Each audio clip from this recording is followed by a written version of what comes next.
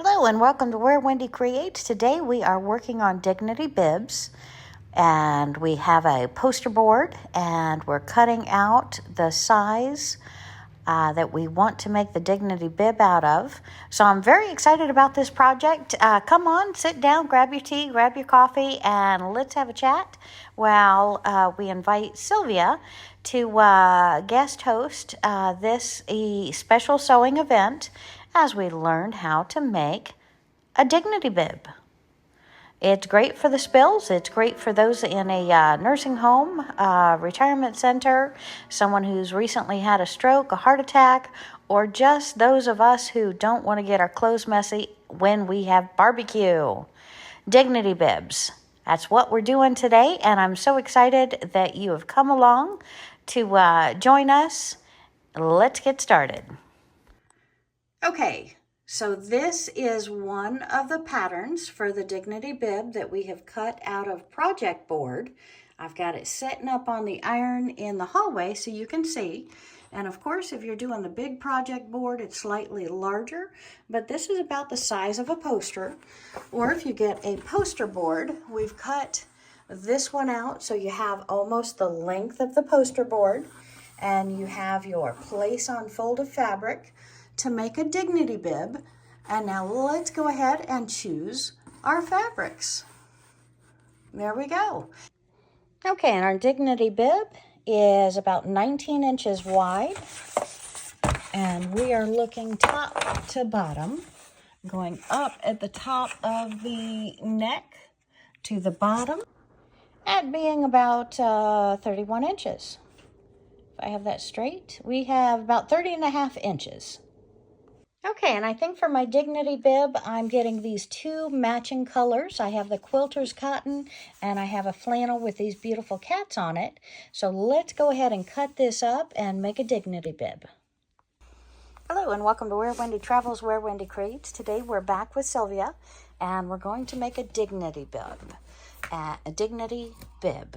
And just like when you're young and you spill, so do we when we have a big barbecue, or our hands and dexterity is not as good as it is when we're younger at one point. Could be from ailment, could be from just I'm a messy person. So we are making Dignity Bibs, or what some like to refer to as oops, as an oops bib. So these are adult size, and we have two similar colored fabrics. One is a quilter's cotton and one is a flannel, and we put them right sides together. I'll show you the pattern again in a moment, but we've already cut these out of the fabric, and now we're pinning them together. And anytime you don't lay the material together first and then cut it out, you're going to have little differences in the fabric distance. But again, 1/4 inch doesn't matter, but we are pinning it to make it go quicker and smoother because it is a very large piece of fabric that we're sewing together. And we're going to go ahead and finish pinning this, and then we'll bring you back for starting to sew. And we're just adding a few pins around the neckline. And again, any curves need to be held a little bit closer with the pins than the non-curves. On the outside, we're just putting one like every 8 to 10 inches of length. And then across the bottom, we have the two pins showing our opening where we're not going to sew. So we have that opening where we can turn the Dignity Bib right side out and then sew again to aesthetically make it look prettier. Okay, so we have all of our pins in our Dignity Bib, and we're bringing it over to the sewing machine, and we're starting at the first place where we're going to have that opening in the bottom of the Dignity Bib to turn it right side out. So we're removing our first pin, and we are blessed to be here today with Sylvia. And Sylvia is been making these Dignity Bibs for, what did you say, over 5 years? Yes. Okay, for over 5 years. And that they're much demanded when people see see you wearing one, or of course in the assisted living, in the nursing homes, and even in the pancake house the other day, when a group of ladies brought theirs to put on before they ate and got a lot of attention. And Sylvia just happened to be there and let them know that it's easy to make, how to make them. And so today we are showing you. And Sylvia, so what is this? The fat 1/4 inch, or how are we going around these? We're going around a 1/4 inch. Okay. And that's so that when we sew up our opening, it's got enough to go in and on the top stitching to catch that 1/4 inch. Perfect, perfect. So on the top stitching, we're going to be recatching that 1/4 inch. That sounds good. And I've seen some people not do the top stitching, but I think it looks so much better with a little top stitching done to it. Yeah, I love that finished look. And again, it only takes another 10 minutes and makes such a more quality product, I think.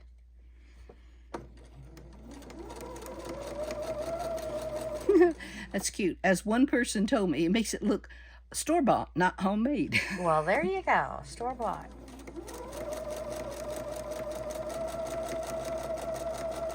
And what is your stitch length on this, Sylvia? Do you have that on the...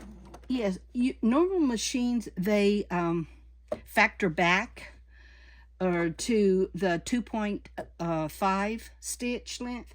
But for this and a lot of things that's on this order, I'll go to the 3.0. And if you'll look at the stitching, oops, if I can get it over here. And that's on a Husqvarna I think we're on today. Yes, and the 3.0 is plenty small enough stitch. Okay, and do you know how that equates to how many stitches per inch, or? I don't know, but I know how to find out.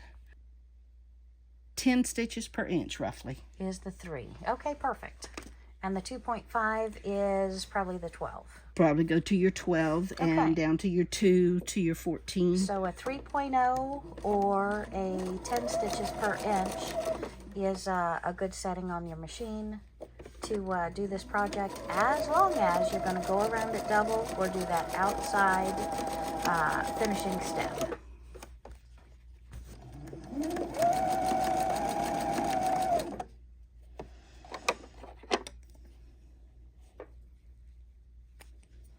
Alright, always good to have with you is a stiletto when we're doing the edges, especially when they're different sizes, longer pieces. And also, this material is a flannel. It's thicker than the top material, so the top material is actually going to slide a little. So if we have our dog feet, they're going to move differently. Understood. And that's why we need more needles as well. That's perfect. And for everybody out there, if you don't have a stiletto and you're doing 2 different kind of fabrics like this, go to your kitchen, grab a chopstick, grab a skewer.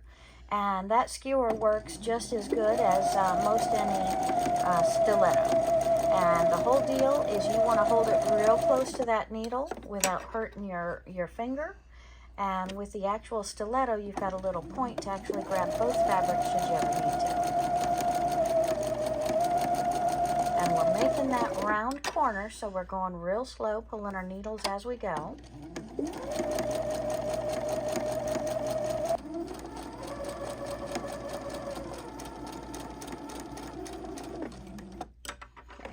Corner, needle down, foot up, pivot, foot down, and continue our stitch.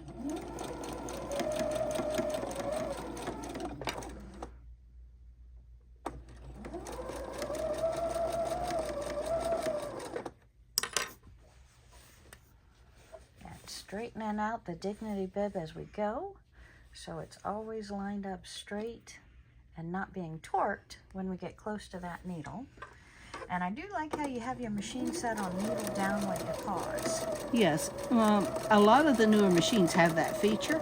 Some of your olders don't, but that doesn't mean you can't make it needle down. Right. Just roll the wheel and you'll have the needle down. Excellent.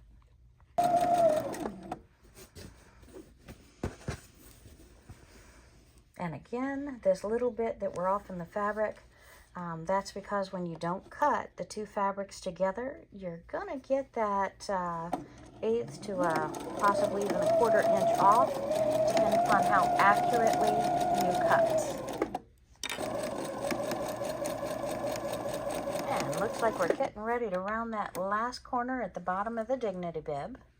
And again, when we get there, we're going to needle down, lift your foot, pivot, foot back down, and continue our stitch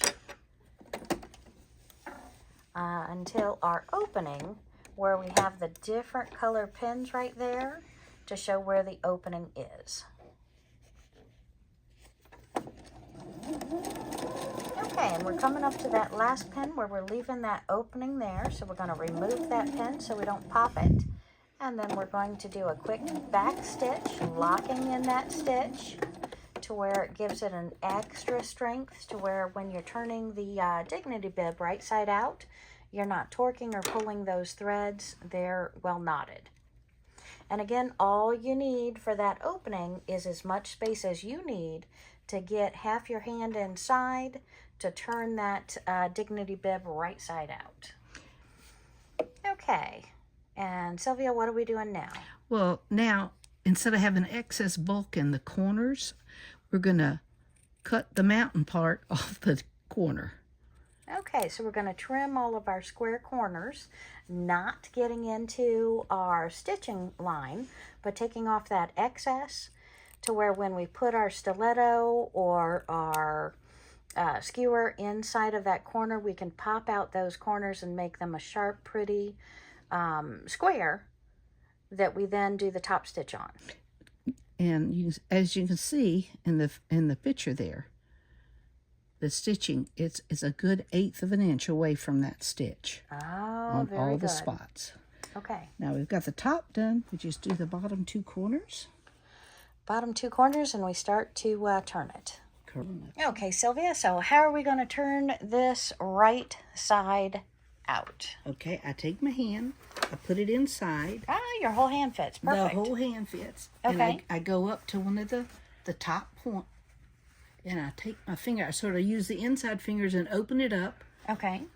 push it in a little bit, get a hold of it, Okay. and I just pull it right back out. Pull it all the way out. I put my hand back in, go to the top of the other side, do the same thing, try to open it a little bit. Lift the fabrics apart. Okay. Push the end in. I got a hold of it on the inside, and I just pull it out. Okay. Now I just sort of work all the fabric down. And when you get to these ends, I put my thumb in the center, Okay. in the corner, and one finger on the outside, and then I push. There we go. We got our corner. Okay. That one's done. I'll find the other corner. Do the same thing and push. And we've got our corner. Okay, wonderful. And at this point, I generally shake it, turn it, smooth it out, and I will go to the ironing board now and press it. And that takes a little bit of time, because what I'm doing, before I press it, I'll open it up and I'll run my fingernail across this, and that flattens the fabric on the inside so it all goes in one direction. And then when I pull it back this way, you'll see that this spot already is smoother than this spot down here, Okay. where it hasn't been done. But I'll do that all the way around to get it to behave for me. To behave. All right. Behave. Okay, well, let's see how we do this. Okay. And I love those cats on this bib. That's gorgeous. A lot of people love cats. Okay, so we've come to the ironing board, and we're just pressing that seam, finger pressing it with our finger so that we can open it up and lay flat. And that is just like magic, Sylvia. I never would have thought that the finger press would make it lay like that. Okay, and I see a lot. Up here, it's hard to do the finger press because it's on a curve. Okay. So I just take it and I pinch it right at that and then press it down. Oh my goodness. That is amazing, and it just lays flat. Okay, a pinch, a pull, a press, and we are ready for the iron without having any bulk or wrinkles or monotonous pieces in there. And down here where our opening was, you pull this and you get, and it wants to actually show you your seam allowance. So you pull it and you take what's the top of the seam allowance, just put a little hem in it and do it for both sides. Awesome. And then when you iron it, it's ironed together. Oh my goodness, I love this. Okay, I'm excited. And I do use a little steam. Okay. Cotton setting, because Cotton we're setting. using cotton. Yes. And I think the steam makes a sharper edge. And faster. Yes, Okay. and faster. Wonderful. White. Okay, so we are switching, making sure that we have a white thread on the top and the bottom in our machine. And Sylvia, it looks like we're going to start with closing up the hole in the bottom where we turned it. Yes, we are. And if you see here, if I place it here, that's the whole 1/4 inch. But what I want to do is to place it with the foot on the edge. See how the edge is coming up close to this inner part of the foot? Okay. It's like halfway on the foot. So that's like a 1/4 inch or just less? Just more? Just a little more. Okay. So a scant quarter. A very and scant this is quarter. because we want to run over our 1/4 inch. 1/4 inch that's on the inside, and that's for our final seal. That's correct. Okay, perfect. Now, some people would take it like 1/8 of an inch in and do it. But I found out doing it like this, you've got caught good and it won't come loose. Okay. Couple stitches in, back tack. And now I'm going to go all the way around at this same distance. Okay. Okay, and needle down, foot up, pivot, foot down. And we're looking at your stitches, and you've moved this over to about a 3.5, which is about 8 stitches per inch now. Correct. Okay. Very good.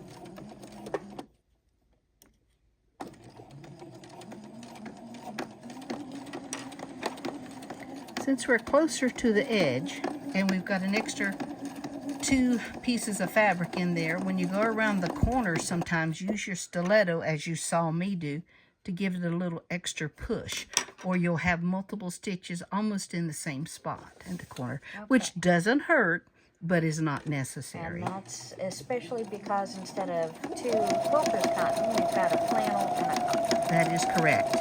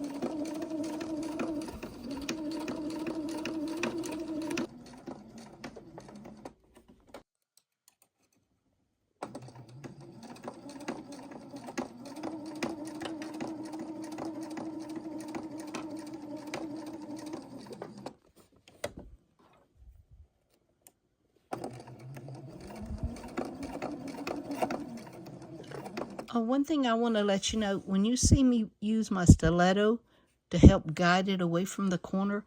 I am not putting it in far enough that it would be to the needle, which would be that amount. I'm only putting it so that the tip end touches the fabric and gives it a little push as I go through. Okay. And I do it very close to the needle, because all it's got to do is get a stitch or two away from that bulkier corner, and then it runs smoother. Yeah, the feed dogs have to reach it. That's correct.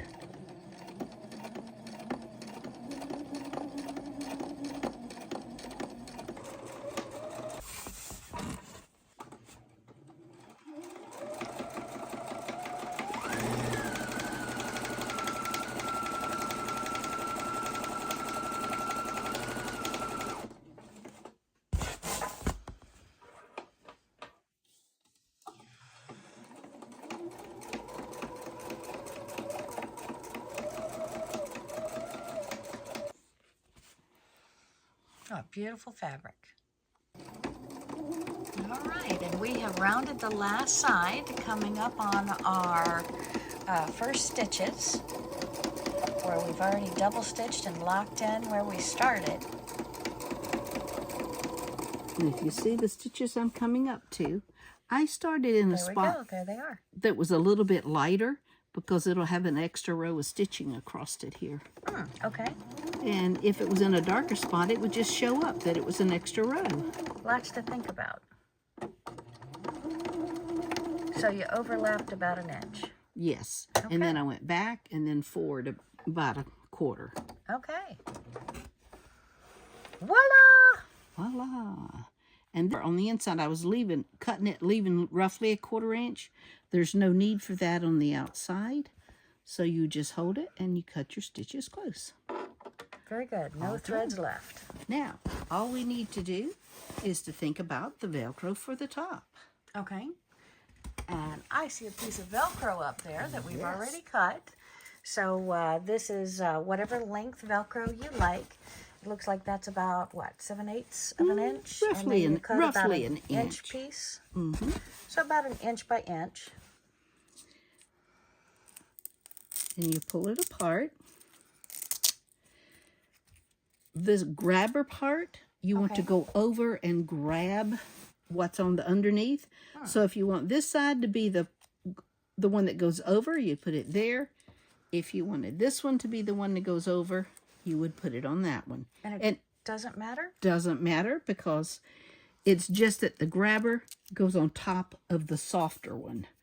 Because if it was on the bottom,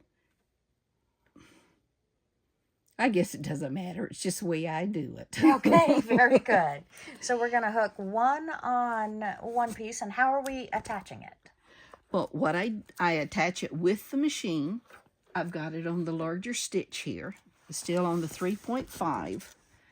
And I just put it where I want it to lay. And it all Velcro.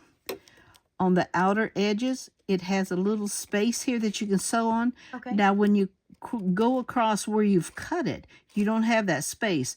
But if you'll notice, the Velcro or the loop tape as well will have, it's made in little rows. Lines, okay. And lines. You just catch it in between spot and sew it there. Sweet. Okay. And same as before, stitch or two, back stitch.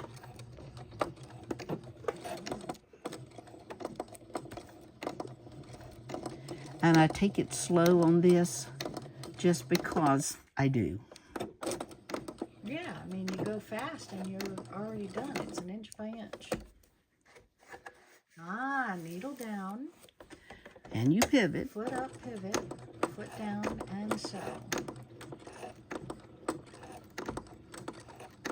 And just very, very slow around that.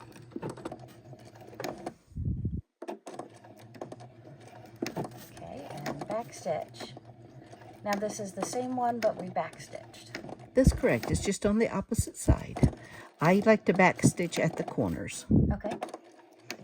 Because, you know, the corners is actually what will get most stress, or in my mind's eye it does. Okay. I'll put all the way around. We've got our starter threads here. Put this down. Back stitching at each corner. Okay, extra reinforcement. Very good.